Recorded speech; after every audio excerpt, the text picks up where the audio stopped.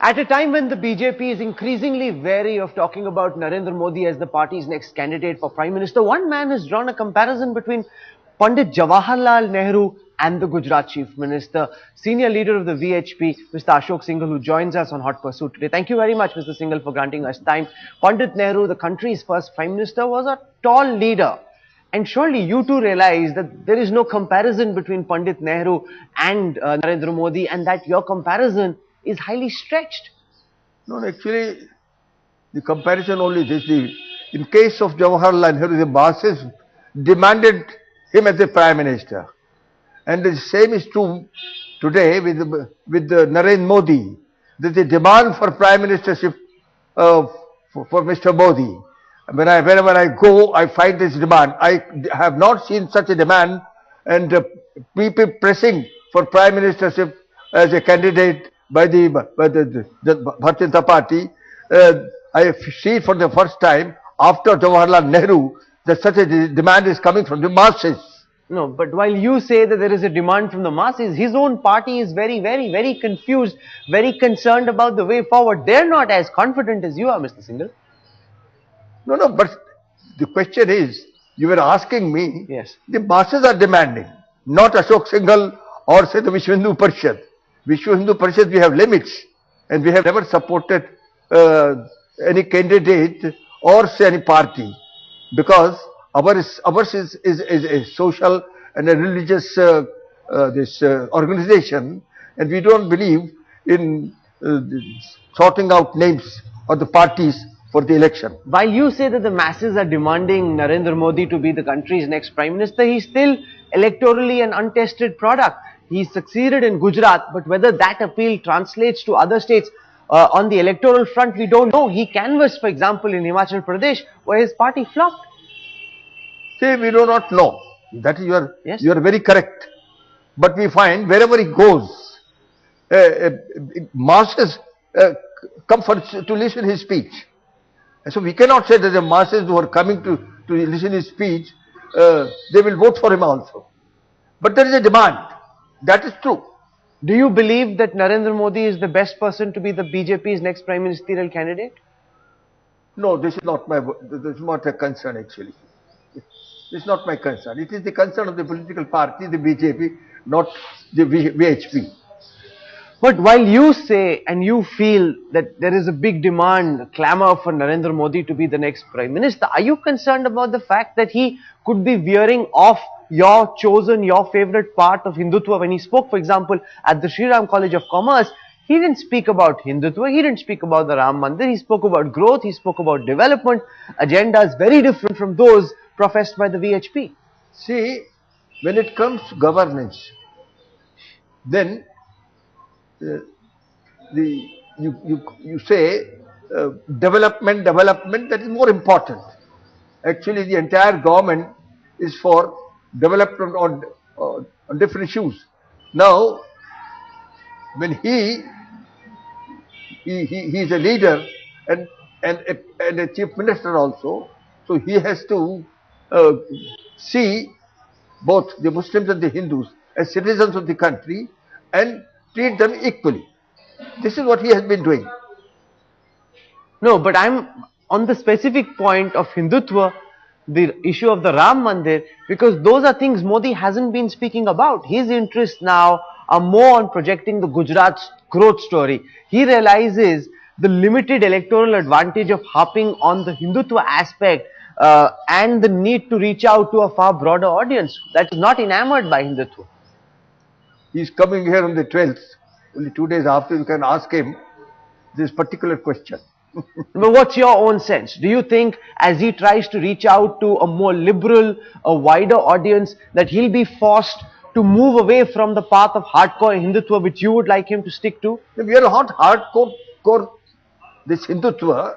It is not proper for us to define us. We are not hardcore. See, there are certain cultural issues in this country. Yes. And the Hindus feel that all those cultural issues, Ram Mandir is not only the only issue. So many issues. For example, the slaughter of cows, 1 crore of cows are slaughtered every year, and the Hindus treat cows as as their mother and divinity. So now, for example, this Ganga, the pollution in the Ganga, Jamuna is already a river. So the same is going to happen in Ganga. So all these factors are very important for the Hindus, and they see that the culture of the Hindus, see, large number of the family planning has been, the Hindus observe the family planning. Now the Muslims, when they refuse to obey by the orders of the Supreme Court, now this discrimination, what is happening? The Hindus feel that their population is decreasing and the population of the Muslims are increasing. See, large number of people are being converted. Lot of conversions going on in this. The Christian conversions or the love jihad. All these are decreasing the Hindu population in this country, and therefore our Mahatmas are very much worried about it. So much of the Bangladeshi is coming here. So all these are the things which the Hindus feel that all these things, all these issues are very, very important for the Hindus, No, and they should be tackled by the government. Be that as it may, the only BJP Prime Minister so far, Mr. Atal Bihari Vajpayee, had to move away from some of what you've called the core Hindu issues to a more broader approach, because that is when he was able to successfully run the NDA government. Do you think that any other future BJP Prime Minister too will have the same concern? One question I want to ask. Yes. Is it core Hindutva if we demand that we want a Nirmal and a Aviral Ganga? Is it a core Hindutva, or the protection of our cows? Cows very, very important now, at least for the agriculture. It is very, very important. Then when we say that release all the temples that have been taken over by the government, lakhs of temples have been, is it core Hindutva? The Hindus are being oppressed. We want this oppression to go. It is not core Hindutva.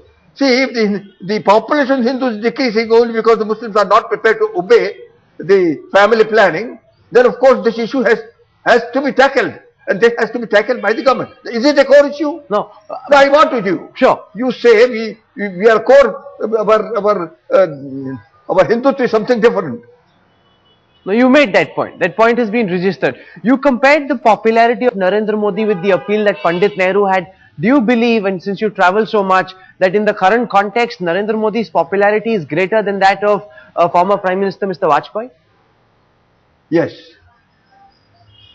What for Vajpayee was not so popular. He was very popular among the political parties, but not so much popular with the masses.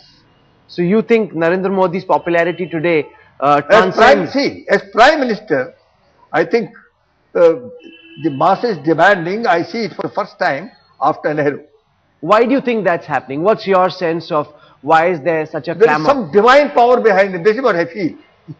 But surely his track record in Gujarat, the fact that there was a program where more than 1,000 people died, makes him unacceptable to a large part of our population, sir. While there might be a demand in a certain constituency, there's an even stronger counter rejection in another constituency. There are several things which I can say, and this is not the time. Why not? The time will come. See, those are facts. The fact that 1,000 people died is an indisputable part of our history. The fact that Narendra Modi hasn't so far apologized is an indisputable fact of our history. Sometimes divinity plays some part, sir. Divinity plays some part. See, so many people were killed in the Akshardham. Only few months after. But with larger number of people, nothing happened there. Why it was actually when this particular incident in Godhara took place. So there is some divine power that the uprising came all of a sudden. This was a divine uprising. You do not understand. This divine uprising is not only it has made our Narendra Modi popular in this country only because of this. No. But the uprising was, it is something divinity. I told you, it is something divine. Thousand people, Mr. Singhal, don't die because of a divine uprising. They die because the state government is callous, doesn't step in to prevent the riots. So far, Narendra Modi hasn't said sorry for the fact that 1,000 people died under his watch. Should he, as chief minister, following his Raj Dharm, not at least say sorry before you talk of him becoming prime minister? See, there is an unknown factor. Yes. Unknown factor. When divinity comes, it is an unknown factor. For example, 10 crores of people here are coming here. And people cannot realize how 10 crores of people can and what is attracting them. This is divinity. When there is an uprising of such a nature, see, it is some divinity, there is an action of divinity. This is what I feel. No, but if something goes wrong, as a person who's in control of a situation, should the chief minister not at least say sorry? When divine works, the entire uprising was in the smallest village. How could you stop all this when it is taking place in all the villages? It was beyond, I think, it was beyond Narendra Modi to control what was happening after this the reaction. Whether he could control it or not is another factor. But the fact is, he can say sorry that it happened while he was chief minister. 1,000 people, if we put out a wrong story, I as managing editor take responsibility for the fact, even though I might not be directly responsible for what happened. It was unfortunate. But it was beyond him. Actually, it was beyond him. But the question is, I ask you, when the Ram Bhaktas were coming,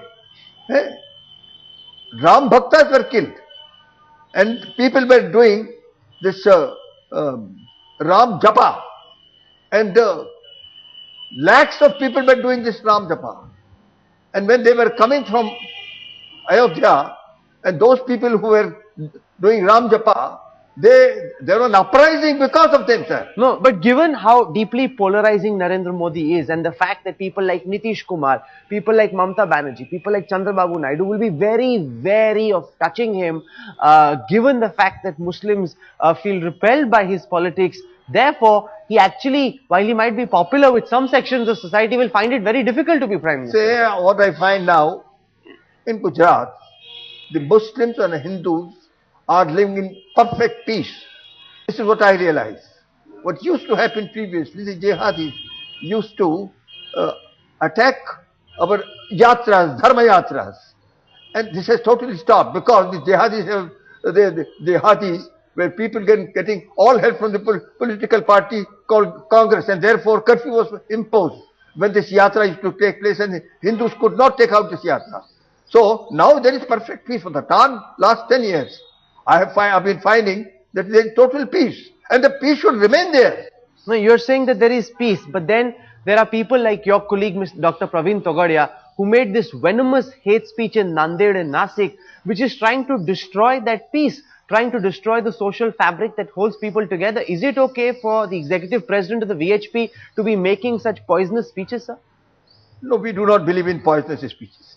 At least, I have never believed in it. And we want that the speeches should be shut, in which, in your speech, the hatred part is not exhibited in the speech. We can speak so many things. I have been speaking, and no case has ever been registered in my speeches. See, for all these years, not even a single case has been registered about my speeches. So no, we do not believe in hate speeches. No, have you heard what Dr. Praveen Togadia said? He linked the minority community, compared them with certain animals. The words are so pathetic that I can't even repeat them. He's justifying the riots of Bhagalpur, of Nelly, of Meerut, of Moradabad. Is it okay for him to have made that speech? It is wrong. It is wrong. We do not believe in hate speeches, and we have been telling him that he should avoid such speeches, and in future he has to take note of it. So you are saying, as the advisor of the Vishwa Hindu Parishad, you have pulled up Dr. Praveen Togadia for making this hate speech. There's an FIR against him now. The Maharashtra government is considering even arresting him. You believe, sir, that what Dr. Togadia did was wrong? Yes. because we do not believe in such hate speeches. I do not know how many people in the Vishwa Hindu Parishad have been delivering these hate speeches. We do not believe in it. This is not Hindutva. No, because what happens then is people draw comparisons between Togadia and Owaisi and say that they are two sides of the same coin. But the VHP does not believe in hate speeches. So you're saying that what Praveen Togadia said and did in Nanded was wrong, and therefore if he has to be arrested, if the law has to come down, that's okay. It must happen so that a message goes that you can't make such a hate speech and get away. We have been telling him that this hate speeches make somehow there's a lot of clapping, but they're wrong. Okay, that's a very strong point you're making, Mr. Ashok Singhal. In the concluding part of this interview, I want to talk about the Ram Mandir, which is key to what the VHP would like to see the next government achieve. But the fact also is, each time the BJP, for example, has been in power, they haven't been able to push forward on the issue of the Ram temple. So when you organized the big Dharam Sansad, the sadhus and saints demanded that the government form a Ram temple in Ayodhya, but clearly coalition compulsions would not allow that to happen. See,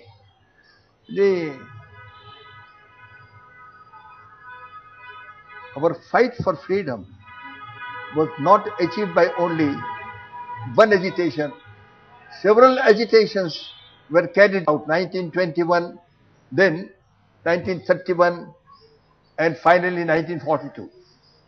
So, Maharshi Arvind had also said that we have achieved political freedom on the 15th of August 1947, but we have yet to achieve our cultural and our religious freedom, and for that we will have to agitate 10 times more than what we have been doing for achieving the Swarajya. This is what he had said, and this is what is happening in case of Ram Janmabhoomi movement. Actually, this movement is not only building of a temple. This movement is for the freedom of our culture and our religion. And freedom of culture and religion is very, very important in the governance also. No, sir, but the fact is, on the ground, you know, the big movement that was built up in the 80s and the 90s now doesn't have much political resonance. This is a new India, an India which demands growth, which demands development. For them, the issue of the Ram temple is not as central as it was 20 years ago. See, we are believers of Adhyatma. The entire world does not have such belief that Atman, Paramatman is present in every living being, everywhere, omnipresent. And there is a culture behind this Hindu, this basic thought. It has built up a culture in this country, and that culture has to be preserved. There are certain truths. No, but my question, sir, is about the political resonance of the Ram Janmabhoomi issue. This new India will elect the next government on the issues of growth, development, jobs, security, not so much about whether the Ram temple will be constructed. So you consider that the Ganga, the pollution... I'm talking about the Ram temple. See, I tell you, you want that Ganga should become a dead river. I'm not saying that. So just, I never said that. This is my question, sir, for you. No, I say no, absolutely not. The Ganga needs to be preserved and protected. See, the decision on the 30th of August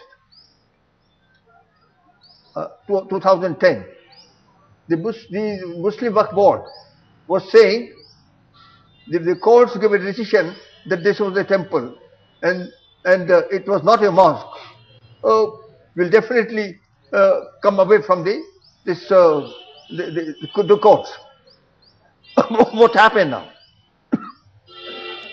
It has been declared by all the three judges that where Ram Lala sits, that is the place where Bhagwan Krishna Ramachandra was born.